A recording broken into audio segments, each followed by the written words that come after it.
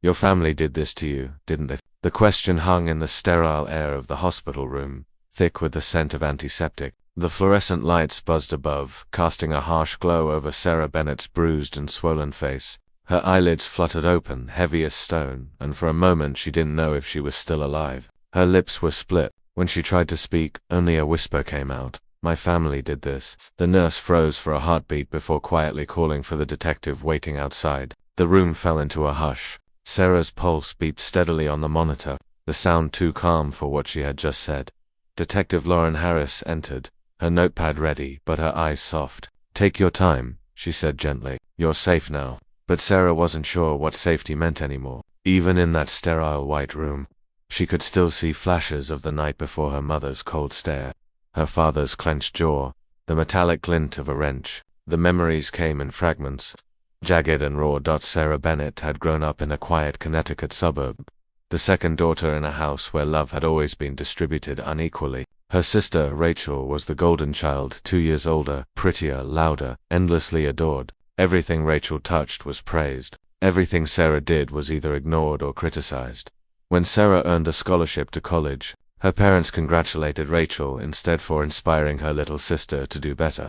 A year later, that same scholarship fund was mysteriously emptied. Her mother told her it had been reallocated to help Rachel buy a car for her new job, a silver BMW. Your sister needs something reliable for commuting, her father had said, as if it were the most logical decision in the world. Sarah took out student loans. Rachel got leather seats and a personalized plate. By 26. Sarah had built a quiet life for herself in New Haven, working as a social worker for at-risk teens. She didn't make much money, but she liked her work. It gave her purpose, something that had never existed in her own home. Still, every visit back to the Bennett's house felt like stepping into an old wound that refused to close. That Sunday night, Rachel had called to announce she was bringing her new boyfriend to dinner. His name was Adam Walker Sr., investment banker at Goldman Sachs. Their mother's voice practically glowed through the phone. Make sure you're on time, Sarah. We're having pot roast, Rich's favorite. Sarah didn't remind her mother she hadn't eaten meat in 4 years. She just nodded, even though no one could see it, and said she'd be there. The moment she walked in, she knew her place hadn't changed. Rachel's BMW gleamed in the driveway, closest to the front door, while Sarah parked down by the curb. Inside, her mother was setting the table with the good china, the kind she used only for special occasions. Her father barely looked up from the football game on TV. When Rachel and Adam arrived, the house seemed to shift. Rachel's laughter filled every corner. Her mother rushed to pour wine, and her father actually stood up to shake Adam's hand, a gesture Sarah had never received from him in her entire life. Adam was charming in that polished, rehearsed way, the perfect smile, the expensive watch, the easy confidence of someone used to admiration. Everyone. This is Adam, Rachel beamed, slipping her arm through his. He works in finance, senior position. Oh, how impressive. Her mother gasped. You must be doing very well for yourself. Adam chuckled modestly. I try my best. Then his eyes landed on Sarah, who had been quietly setting out napkins at the far end of the table. And you are? Sarah, she said. I'm Rachel's sister. All right, he said, smiling. What do you do, Sarah? It was an innocent question, but the room went still. Her mother's jaw tightened. Her father shifted uncomfortably. I'm a social worker, Sarah replied after a beat. I work with at-risk youth in New Haven. Adam's smile didn't falter. That's admirable, he said. What made you choose that field? Sarah started to answer, to explain the satisfaction of helping kids who felt unseen. Kids like she once was, but her mother's voice cut through her words, like a blade. Don't bore him with your sad stories. Sarah, he's just being polite. Rachel laughed. Her father took another bite of pot roast, pretending not to hear. The air thickened with something hot and ugly. Sarah looked down at her plate, the vegetables untouched. Her pulse pounded in her ears. She had spent a lifetime perfecting the art of silence, but that night, something inside her shifted. She looked up, meeting her mother's eyes. You always say that, she said quietly, but maybe you just don't want to hear me. The table went silent. Forks froze mid-air. Her mother's lips parted, then curled into a thin, smiley C. Deliberate. Rachel snickered. God, Sarah, why do you always have to make everything so dramatic? But Sarah didn't answer. She simply sat there, shoulders straight, refusing to look away. For the first time in years, she didn't shrink. And across the table, her mother's laughter, sharp and brittle, broke the silence, like glass shattering on tile. It was the kind of laughter that promised something terrible was coming. The room had gone still after her words, as if even the air didn't know how to move. Sarah sat rigid in her chair, her pulse echoing in her ears. Across the table, her mother's smile never reached her eyes. It was the kind of smile that made your stomach twist before your brain understood why. "Excuse me," her mother said softly, her tone so calm it almost sounded kind. "What did you just say to me?" Sarah didn't look away. "I said maybe you don't want to hear me." Rachel's laugh sliced through the silence. "Oh my God, Sarah, stop playing the victim. You ruin every dinner we have." Adam chuckled beside her, trying to look polite but failing miserably. There was something cruel in his amusement, the same smug pleasure Rachel wore like perfume. Sarah's father cleared his throat. "That's enough," he muttered, but his voice held no real authority. He didn't look at Sarah when he said it. He never did. Her mother slowly stood from her chair, napkin folded neatly beside her plate. "After everything we've done for you," she said, her voice trembling not with sadness, but with contained fury, "you sit there, in this house, and talk to me like that." Sarah swallowed hard. "You mean after everything you've done for Rachel?" The chair scraped sharply against the hardwood as her mother turned and walked toward the garage door. No one spoke. The sound of her heels echoed down the hall, rhythmic and deliberate like a countdown. Sarah's stomach tightened. She didn't know why she felt afraid and she heard the clink of metal. Her mother returned, holding a wrench. It glinted under the dining room light, an absurd, ugly contrast to the lace tablecloth and fine china. "Mum," Sarah whispered, her voice barely audible. "What are you doing?" Her mother didn't answer. She just stared at her, jaw tight, eyes bright with a rage that looked almost inhuman. Rachel giggled, whispering something to Adam, who leaned back in his chair, smirking. It was as if they were watching a scene in a play, and Sarah was the actress fumbling through her lines. "I'm so tired of your attitude," her mother hissed. "You sit there like a martyr while we bend over backwards for you. You think you're better than us now because of that pathetic job." "I never said that," Sarah murmured. "You didn't have to," her mother snapped. "It's written all over your face." The wrench came down faster than thought. The sound was wrong to heavy, to final, a dull thud followed by the crash of a plate hitting the floor. Pain exploded through Sarah's skull, white-hot and immediate. The world tilted, blurred, then slowed. She tasted blood before she even realized she'd fallen. "Jesus, Mum." Adam's voice cut through the ringing in her ears, but there was laughter in it, disbelief laced with excitement. Rachel gasped, then covered her mouth, giggling. Sarah's father didn't move to stop it. He just stood there, his hands trembling, his expression blank as if he couldn't decide whether to intervene or watch. Sarah tried to push herself up, but her body refused to listen. Her vision swam. The chandelier above her blurred into a halo of fractured light. "That's what you get," her mother spat. "You embarrass me in my own home. This is what happens." Rachel's voice followed, sweet and sharp. "At least now your face matches your attitude." The laughter that followed didn't sound human anymore. It was a jagged chorus of cruelty, echoing through the room like something out of a nightmare. Sarah reached out blindly, fingertips brushing the base of a chair, trying to pull herself upright. But a hand gripped her wrist, her father's, calloused and cold. "Don't move," he said flatly, pressing her down. "Just stay still. Dad, please." Another blow came, a flash of light, the metallic taste of her own blood flooding her mouth. The wrench clattered against the floor, but the laughter didn't stop. Adam's voice joined in now, deep and amused. It felt endless, the laughter, the pain, the betrayal. Then a sound cut through it all, a sharp knock on the window, followed by a muffled shout. "Hey, is everything all right in there?" The voices of the neighbors. A woman's tone urgent, panicked. Rachel froze. Her mother turned toward the sound, her chest heaving. For the first time that night, fear flickered across her face. Through the fog of pain, Sarah registered a name: Mrs. Sanchez, the neighbor from next door, the one who always waved, even when no one else did. The room exploded into chaos. Rachel hissed something under her breath. Adam cursed. Her father dragged Sarah's limp body toward the hallway, muttering something about cleaning up, about fixing it before the police came. But it was too late. Sirens wailed in the distance, growing louder by the second. The last thing Sarah saw before the darkness swallowed her was her mother standing in the doorway, the wrench dangling from her hand, her eyes wide not with guilt, but with disbelief that anyone had dared to interrupt her. The sterile beeping of a heart monitor pulled her back from the void. Sarah opened her eyes to the same fluorescent lights, the same cold air that had once greeted her after the accident. But this time, she remembered everything. A doctor leaned over her, voice low and steady. "Miss Bennett, can you hear me?" She blinked. The pain in her head pulsed with every heartbeat. "You've suffered major trauma," the doctor continued. "A fractured cheekbone, a broken orbital socket, and significant swelling around the jaw. You're lucky to be alive." Sarah's throat burned when she tried to speak. The words scraped their way out like glass. "They did this," she whispered. The doctor's expression faltered. He exchanged a glance with the nurse, then quietly stepped back. Moments later, a woman in a gray suit entered the room. Detective Lauren Harris. She pulled up a chair beside the bed. Her voice was gentle but firm. "Sarah, I'm here to help you, but I need you to tell me what happened." Sarah stared at the ceiling. The memory came in flashes: the laughter, the wrench, the weight of her father's hands, her own blood pooling across the floorboards. She felt tears burn her eyes, but refused to let them fall.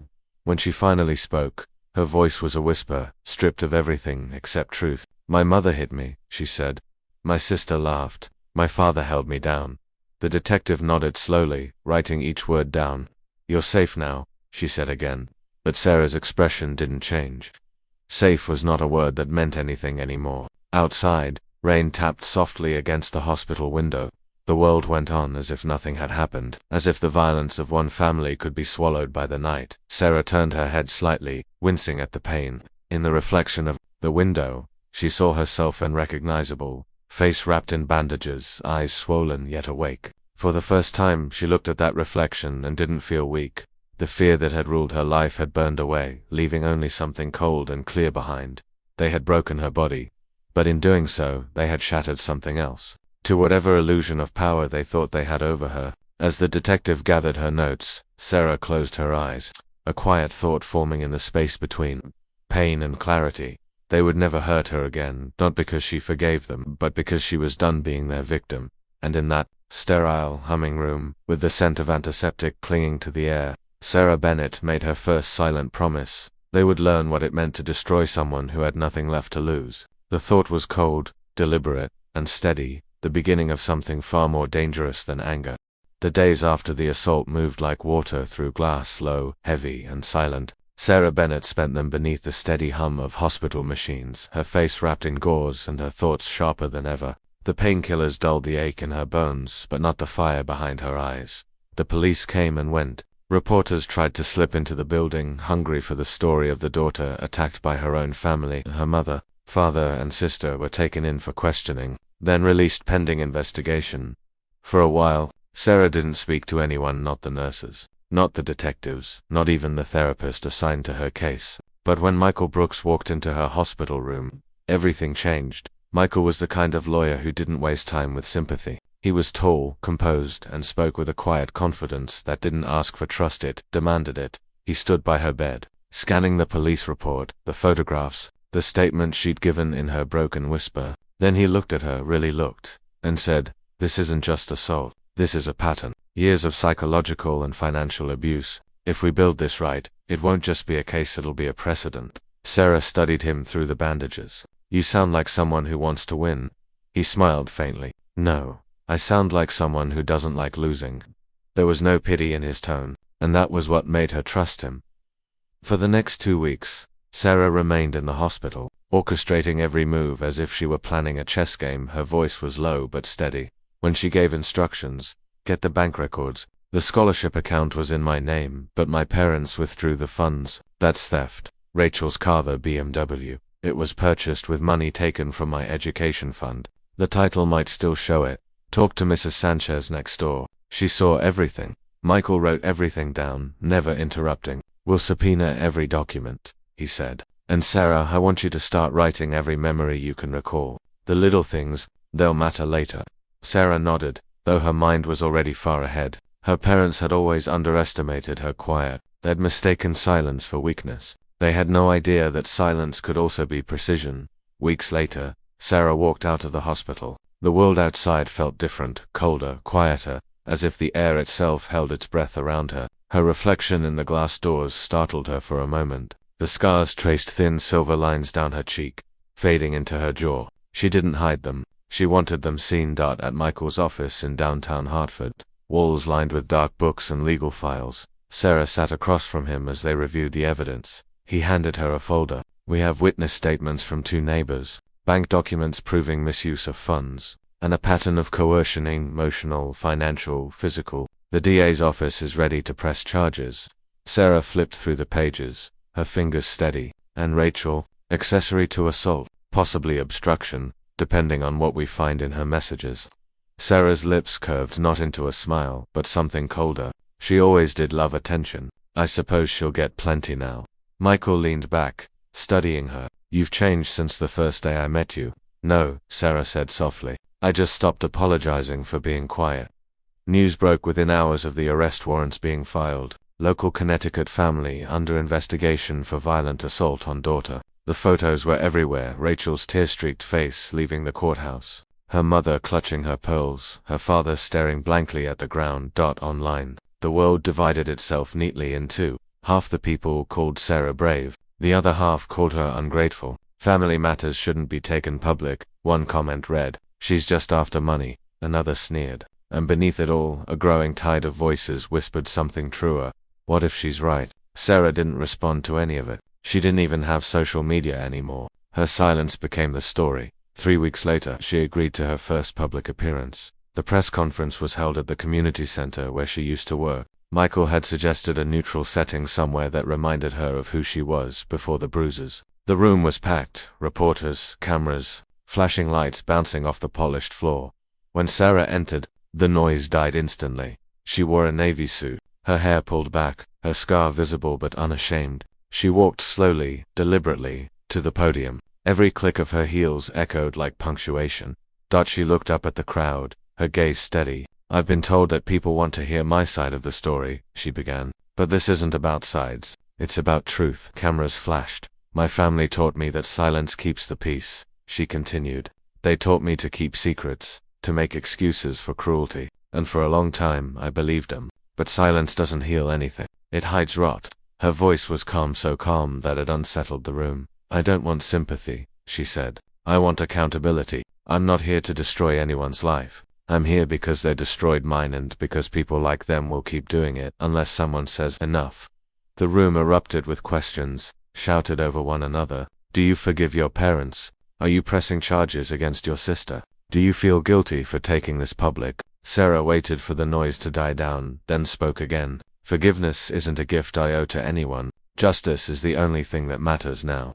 The flashbulbs flared like small explosions. For a moment, her scar caught the light, turning silver white under the cameras. Later in Michael's office, he closed the blinds and turned off the news coverage. That was powerful, he said. You realize this could become a landmark case. Sarah sat across from him, her hands folded neatly in her lap. Good, she said, because I'm not doing this just for me. He watched her for a long moment, something softer flickering in his expression, admiration, maybe even affection, but he didn't say it. They were both too careful for that. Are you sure you're ready for the trial? He asked finally. I've been ready my whole life, she replied. The Bennett's trial began in late autumn. By then, Sarah's story had turned into a movement. Hashtags, think pieces, talk shows, debating the family loyalty crisis. Her mother wept for the cameras. Rachel appeared in designer sunglasses, pretending fragility. Her father kept his eyes down, like a man already resigned to his own ruin. Sarah didn't attend the hearings every day, but when she did, she sat in the front row, perfectly still. She never looked at them directly. She didn't need to. Her presence was enough. When her testimony was played in court, a quiet, methodical recounting of every lie, every bruise, every stolen dollar. The jury didn't look away. Neither did Michael. By the end of it, the prosecutor's closing words were simple. They broke her body. She rebuilt herself with the truth. A week later, as the verdict was read, Sarah stood behind the glass wall outside the courtroom. She could see them, her family, sitting together one last time. Her mother's face was pale, mascara streaking down her cheeks. Rachel stared at the floor, trembling. Her father pressed a shaking hand against his forehead. The judge's voice was calm, deliberate, guilty on all counts. The gavel came down. Sarah didn't smile. She didn't cry. She just watched. Through the glass, she whispered something no one could hear, 2 simple words meant for herself. Not them. It's over. When she finally turned to leave, Michael was waiting by the hallway. It's done, he said quietly. Sarah looked past him, toward the gray sky beyond the courthouse windows. Not yet, she said. Justice doesn't end here. It begins here. They walked side by side down the corridor, their footsteps soft against the marble. For the first time in a long time, Sarah felt the world widened instead of close in. The silence that had once suffocated her now felt like armor, steady, strong, unbreakable. Behind her, the door to the courtroom shut with a dull echo. The narrator's voice would end it there. Her silence spoke louder than their screams, and in that stillness, every monster she had ever known finally learned to be afraid.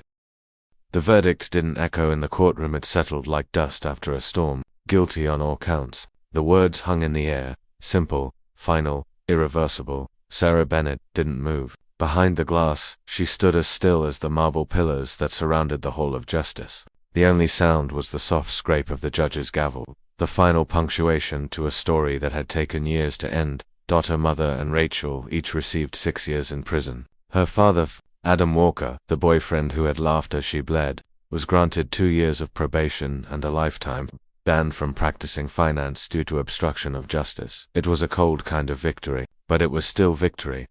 Outside the courthouse, rain fell in a thin, steady sheet. Cameras flashed like lightning as reporters shouted questions that all sounded the same. Sarah, how do you feel? Do you think the sentence was fair? Will you ever forgive them? Sarah didn't stop to answer. She simply raised her umbrella, the fabric swallowing the flashes, and walked through the storm as if it had always been meant to wash her clean.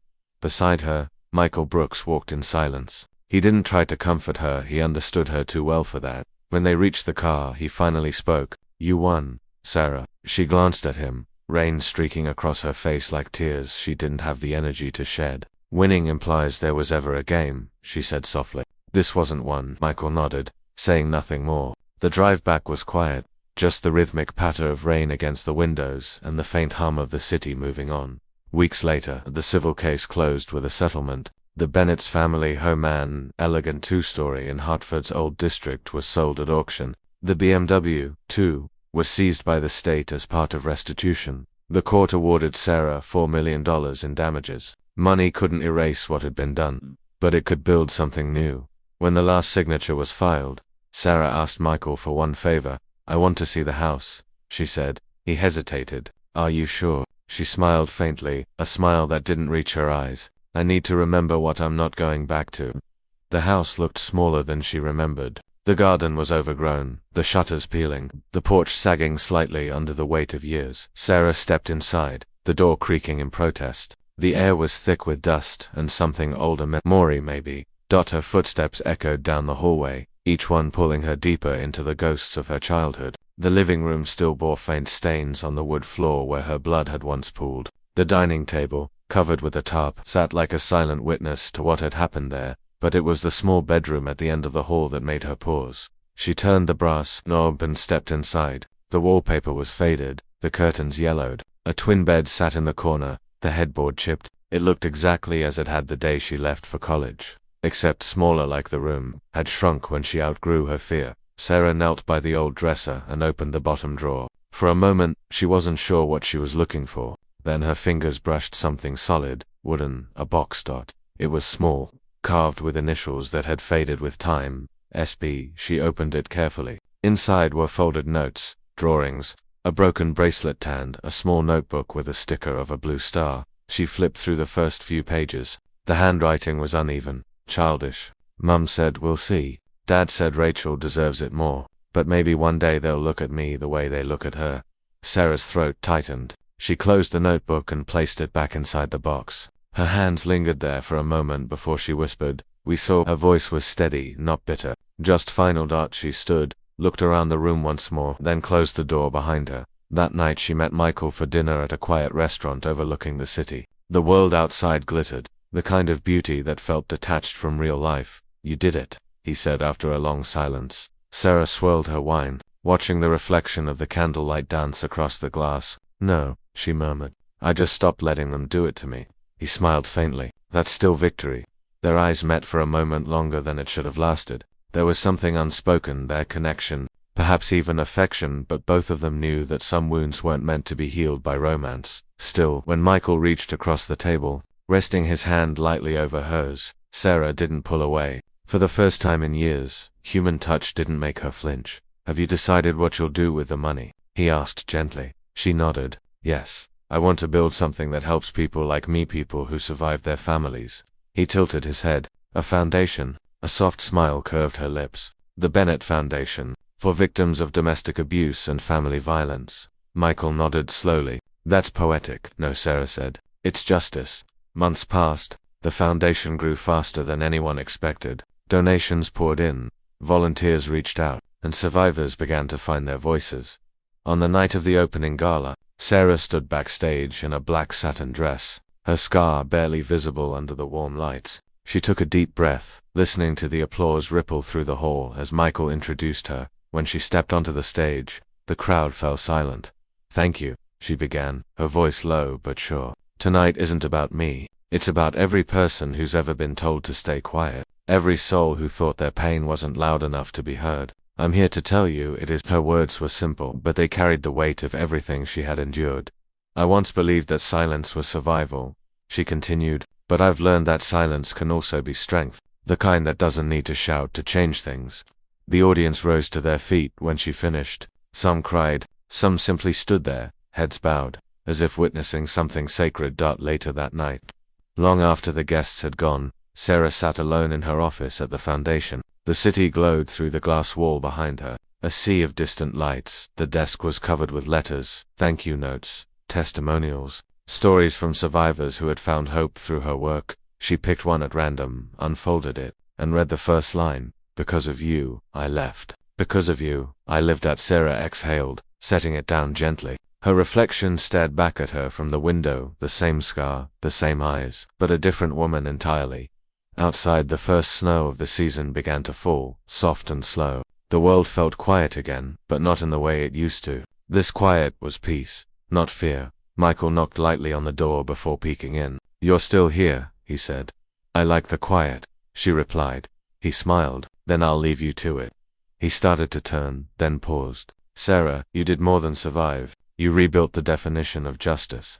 After he left, Sarah leaned back in her chair, looking out at the falling snow. Her voice was almost a whisper. "They lost everything: status, money, freedom, but I found myself, and for the first time, that was enough." The camera would linger on her face then, the soft glow of the city painting her in gold. The narrator's voice would close the story. They lost everything: on her wealth, their illusion of control. She gained only one thing, but it was the only thing that mattered: herself. And sometimes silence isn't emptiness at all. Sometimes it's the loudest sound justice ever makes. Thank you for staying until the end of Sarah Bennett's story. If this story moved you, if it made you think, or if it reminded you that silence can still hold strength, please don't forget to like, share, and subscribe to the channel. Your support helps us bring more stories of resilience, justice, and human truth to life. And remember, somewhere out there, someone is still finding the courage to speak up. Maybe your share is the push they need.